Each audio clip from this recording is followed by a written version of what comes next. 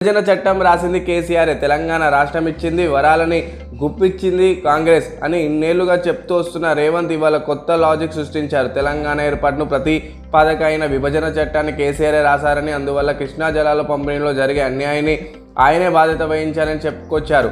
మరి చట్టాన్ని కేసీఆర్ రాస్తే రాష్ట్రాన్ని కేసీఆర్ తెచ్చినట్టు కదా.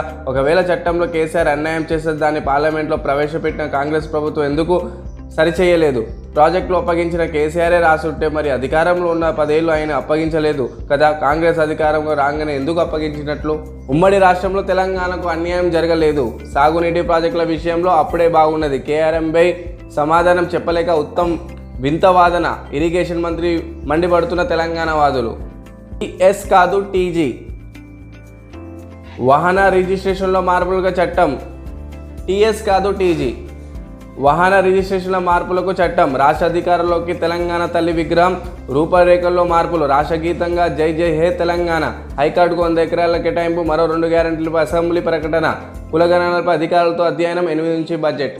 సో సామాన్యంగా కూడా ఇప్పుడు ప్రజెంట్ మనకు టీఎస్ నెంబర్ ప్లేట్స్ అనేవి ఉన్నాయి. So Telangana state number plates TS నుంచి మొదట అవుతుంది కాబట్టి ఇప్పుడు టీజీ అనే నెంబర్ ప్లేట్ చేంజ్ అవ్వబోతుంది.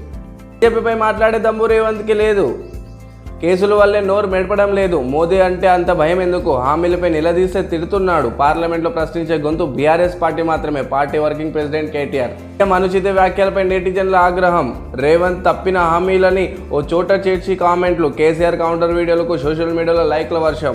ఎందుకు ఆ పలికెందుకు? మనకు పైకెళ్ళి కనిపించే రాజకీయం వేరు, లోపల జరిగే రాజకీయం వేరు. స్వతంత్రం వచ్చినప్పటి నుంచి కూడా అదే సంస్కృతి, అదే నడక. 100 సంవత్సరాల నుంచి కూడా ఆ పార్టీ సంస్కృతి బాటల్ని మరొక నాయకుడు రేవంత్ రెడ్డి. బలమైన యుద్ధతంత్రంలో దూకుడుగా శ్రమించి కృషి చేసి నిలబడ్డ రాజకీయ నాయకుడు రేవంత్ రెడ్డి. ఆ యుద్ధతంత్రంలో ఆక్సిజన్గా నిలిచిన పాదయాత్ర ప్రజలను ఎంతో ఆకట్టుకుంది. అలా కృషి చేసి శ్రమించి నిలబడ్డ రేవంత్ రెడ్డి గారి మాటలు కొంతమంది ప్రజానాయకుల్ని ఇబ్బంది పెడుతుందని తెలియజేస్తుంది. కర్ణాటకను వణికిస్తున్న మంకీ ఫీవర్. సో సామాన్యంగా కూడా కర్ణాటకలో ఒక కొత్త వైరస్ రావడం జరిగింది. ఈ మంకీ ఫీవర్ వల్ల అక్కడ 2 వ్యక్తులు జనవరి 8వ తారీఖు మరణించడం జరిగింది. ఇప్పటివరకు 49 పాజిటివ్ కేసులు వచ్చినాయి. ఇది భయంకరమైన వైరస్ అని నిపుణులు చెప్తున్నారు. మనమందరం కూడా అప్రమత్తంగా ఉండాలి. మరిన్ని వార్తల కోసం చూస్తుండండి తేజ 70 ML.